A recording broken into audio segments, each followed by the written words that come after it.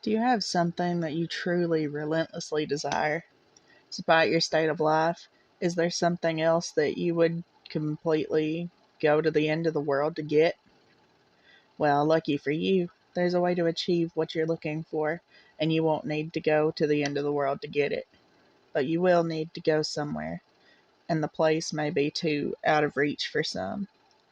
It's not far away, closer than one may believe, but there's requirements that some individuals may not meet. First, whatever it is that you seek, know that you must seriously desire what you want. In your eyes, it should be something you need. If you begin the journey without the correct state of mind, you will surely fail, as it will be nearly impossible to turn back once the journey starts. The second requirement is that you will need a vehicle of a sort. Most use a car, as it's the most comfortable choice. There have been a select few that have used small motorized vehicles, such as an ATV or motorcycle, but this has proven to be quite difficult, as the conditions of the journey can prove to be too bothersome. Do not use a vehicle too large or noticeable, as you will need some of the cover of night to be most safe. Also, while any sort of car will do, you may not want to choose the most expensive or cherished vehicle. You can take a slick, new black Mercedes for the drive if you'd like, but don't expect it to come out in a pristine state. Make sure your vehicle is completely fueled before beginning the drive. The first task to accomplish is to locate the road. It doesn't have a name, it's not on the map, and technically, it doesn't even exist. It will only show up if you're looking for it at the right time, and you will only spot it if you know what to look for. Finally, you must be alone during the journey. You didn't think you'd be able to go with a group, did you? It must be night when you begin. Choose the time of the night where you believe the roads are the least populated. Drive to any area that is just a stretch of road surrounded by woods. Here's where you want to start paying close attention. If you're looking for the road, it will turn up eventually, but you need to search for the road's hint in order to pull down the right one. Once you're close, you will feel or see its signs, but what the signs will be will depend on what it is you desire. For example, if you're in search of wealth, you may spot shimmers on the empty branches of trees as if they resemble the shine of gold or diamonds. If you seek love, you may begin to see rose petals slowly dancing in the light breeze, blowing in the road's direction. If you seek revenge, you might sense an ever-growing feeling of heat or anger in your body as you approach. Just know that what it is you really want, and you'll have no problem finding the turn. Once you're sure you've found the revealed road, take a deep breath and turn down onto it. At this point, you have officially started down the nameless road which brings you through 11 miles, leading to whatever it is you seek. Each mile will test your desire and will expose if you really do want what you're searching for. Before you go any further, stop the car and be wary of a few advisements. Do not turn on a radio during the drive. Do not use a phone during the drive. Reception would be cut off anyway. Do not open the windows during the drive. Make sure they are closed before you continue. If you are riding a vehicle without windows or a top, then prepare for the worst, as the odds are heavily against you. Do not attempt to leave your vehicle at any time. You'll never want to exceed 30 miles per hour unless you're desperate to make it through a section of road. And most importantly, as with any drive, buckle up. Feel free to prepare and make sure you're ready. Once the road has been entered, time has stopped, so you don't need to worry about losing the night. Though you may not notice, you're not actually in your own world anymore. Take one last moment to realize that once the first mile is over, there is no turning back. If you ponder turning back at all, know that you shouldn't even be on the journey in the first place. Once all is done, start continuing on the road. On the first mile, you won't see much change. The road passes through mostly woods, with a few miles being an exception. The air will turn a bit colder, in which you should turn your heating system if the vehicle has one. You won't want to take your eyes off the road later. Take some time to calm any uneasiness by admiring some of the night sky. You'll see it completely lined with stars, more than what you would ever believe possible. If the weather was cloudy beforehand, you'll also notice that the sky is now clear. On the second mile, the air will become even colder. This is primarily the reason why traveling in an open vehicle is very difficult. With each mile, the air will drop in temperature even if the season should be warm. If the air is too cold to bear, even with the heat on, your only option is to speed up. With each mile, the road also becomes more complex, taking more turns and showing an increasing amount of road hazards. Be sure to always keep focused on the road in front of you in order to avoid as many bumps or obstacles as possible. Hitting a few rocks and potholes won't hamper your progress too much, but you'll want to keep in the best condition for as long as possible. If your vehicle is forced to a stop because of damage, then there's nothing left you can do but eventually freeze to death.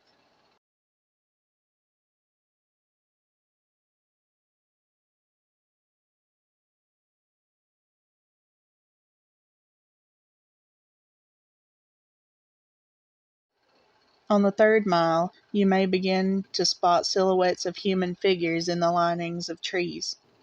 Pay no attention to them, even if they seem to get closer. It will be hard to resist peeking at their unnerving, distant appearance, but know that they will reveal themselves later. At this mile, the road will become dirt if you weren't driving on it in the beginning. Keep to the center of the path as it will become narrow and wide at random intervals. On a quick side note, should you ever attempt to turn around, despite the previous warnings, you'll be left on a path which never ends. You would simply run out of fuel eventually and be left to freeze in the cold conditions. On the fourth mile, you will not only see more of the figures, but you will begin to, in a sense, hear them in the back of your mind. A very faint, unintelligible whisper will echo.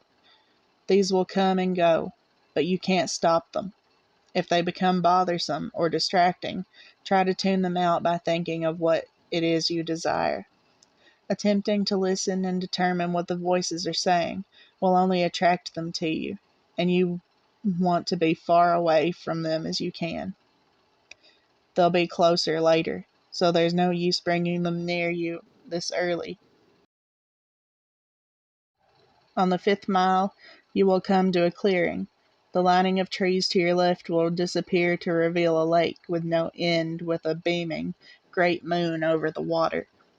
The illumination from the moon will be so spectacular that the vehicle's headlights will no longer be required. Restrain yourself from gazing at it. If you look at its light for even more than a few seconds, the road in front of you will end, throwing your vehicle into the water, in which you will freeze in mere minutes. The voices will be gone from this mile, but don't rejoice yet. They'll be back. On the sixth mile, take into account that you are more than halfway done. Despite the progress, you may lose hope here. The stars will have disappeared at this point, leaving the sky an empty, black abyss. The clearing will have ended, leading you back into the woods. The only light you will have will be provided by your vehicle's headlights, but they will flicker from time to time, even if you're sure they're in perfect working order. If you have a radio in the vehicle, it will turn on here automatically. If you didn't turn it off beforehand, it will produce an overwhelming screech that will send you off the path. A calm voice will then begin to speak about your greatest fears, what it is you horror in your life. It will speak in a way that will cause you to visualize the words in your mind, so don't listen to it. If you begin to comprehend what it is saying, the horrors will prove too much for you to stay on the road safely. Attempting to turn off the radio will prove no use. Speed up if you need to. Just keep your mind off the voice as much as you can. As you approach the end of the mile, the voice will fade out of the speakers, leaving your ears at peace, for now. On the 7th mile, the voices from the figures will return. It won't sound like a whisper this time, but more like distant screams, growing closer with each second.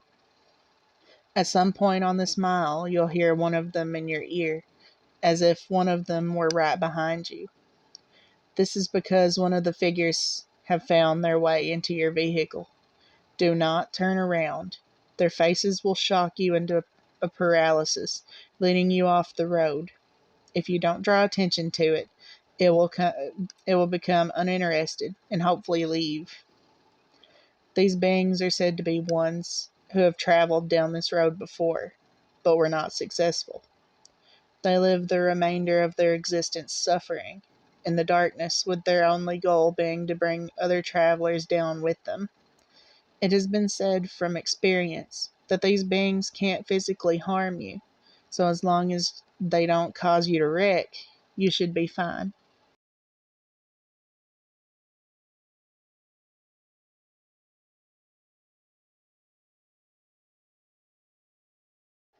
On the 8th mile, slow down if you're going too fast. The road here takes very sharp turns, which, if overshot, will throw the vehicle into a pit through the woods. The cold is near fatal here. If you were to have a glass or bottle of liquid in your vehicle, it would be solid in seconds. The heating system will have become completely obsolete. Your headlights will flicker more, sometimes shutting off for a few seconds. You should brake if this happens, but do not completely stop. The figures will be following you at this point, and should you stop for too long, they will surround and trap your vehicle. More of their screams can be heard from outside the doors, sometimes even sounding of maniacal laughter. Their hands will claw at your windows, desperate to reach in and feel something living. Do not look at them. They won't block your windshield, and the last thing you want to happen is to crash and be trapped with them. If you don't make it from here, pray that it's the freezing that ends you. On the 9th mile, your vehicle will stall. The headlights will shut off, as will all other systems inside. There's nothing you can do to prevent this. What you will need to do is close your eyes and immediately attempt to restart your vehicle. Keep your eyes closed, as the figures would have surely surrounded you at this point. The starting of the vehicle will frighten them, and they will all back away temporarily. This will give you a chance to start moving forward again. If you begin to hear the windows crack from their struggle, don't lose focus. The beings can alter your vehicle, but remember that they still do not have the strength to physically affect you. You will hear nothing but their voices rampage in your mind, as there could be anywhere between a dozen or 100 after you now. Once you started the vehicle, floor it. Floor it so long as you can stay on the path. When the mile's done, the beings will retreat. On the 10th mile, the voices of the beings will stop. If you were to look in your rearview mirror, do not actually do this. You will see them following you, but not as if they were chasing. They're watching you, as if they were seeing you off. As you go down the 10th mile, the road will be smoother, as if you were back on the 1st mile. The figures will be lining the sides of the path ahead of you. They won't be after you, but they will watch as you pass. Some have theorized that the beings are impressed here, that you have come a long way on the journey to what you desire. This is false. They are not impressed, but they are happy.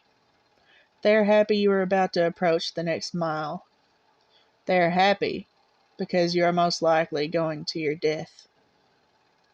On the 11th and final mile, everything in your vehicle will lose power, as it did on the 9th mile. The vehicle would normally be immobile, but you will still be moving. An unknown force will be pulling you forward. In the darkness, you will see a glowing red light up ahead, as if it were a light at the end of a tunnel. Close your eyes and cover them. Do whatever it takes to make sure you don't see what you're about to go through. Covering your ears would also be helpful, but keeping your eyes covered should be a higher priority. The red light is another clearing, but there's no moon or lake this time. Once it's entered, unrelenting and inconceivable voices will sound from all directions. No amount of bravery and conditioning will spare you from these sounds. The cold will turn to a merciless heat, burning all parts of the vehicle. You will feel the illusion of the flesh being burned off your bones, that every part of you is being destroyed as you travel through screams and audible suffering. As long as you keep your eyes closed and resist the urge to see where you are, you will survive through the suffering. This will last a total of 31 seconds, but many fail to keep their vision closed during the time and are left to the worst fate of the road. Where is this mile located? Those who have survived do not know. Some have named it the transmission from hell, but whether it's part of hell is debatable. After the final mile, power will return. Stop the vehicle.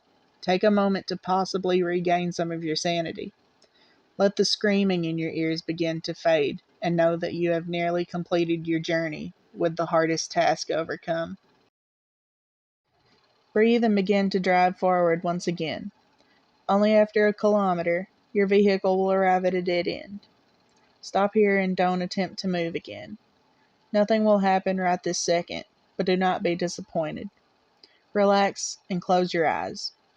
Imagine in your mind what it is you've desired the entire time. It will most likely still be the same as when you entered, but with some, this desire may actually change through making this journey. Think about what it was that you went through such terrifying and difficult means to acquire, and imagine possessing it in your hands. Once you have completely visualized it, slowly open your eyes. You will then find yourself at the beginning of the unnamed road, where you first began. This may confuse you, but know that you are finished. Your task is done. Your mind will then turn to your reward. If what you desired was material, check in the back seat or in the trunk if the object is larger. If the object was small enough, it might already be in your pocket. If what you desired was non-material, then do not be disappointed if the change is not immediate. Turn back to where you came from, and you will find in your life that what you wanted is there. You may have found the love of your dreams. You may have gained unnatural, unimaginable power.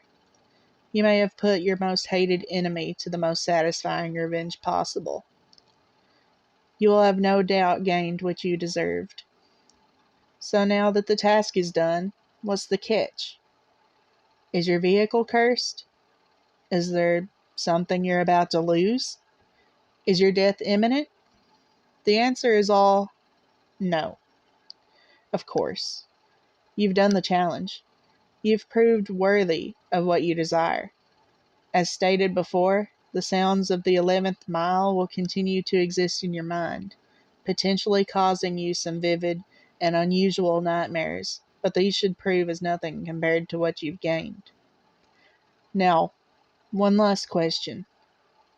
Is there something else you desire? Are you not yet satisfied? After all, you're left right back where you started. The road's right in front of you, so are you up for another drive?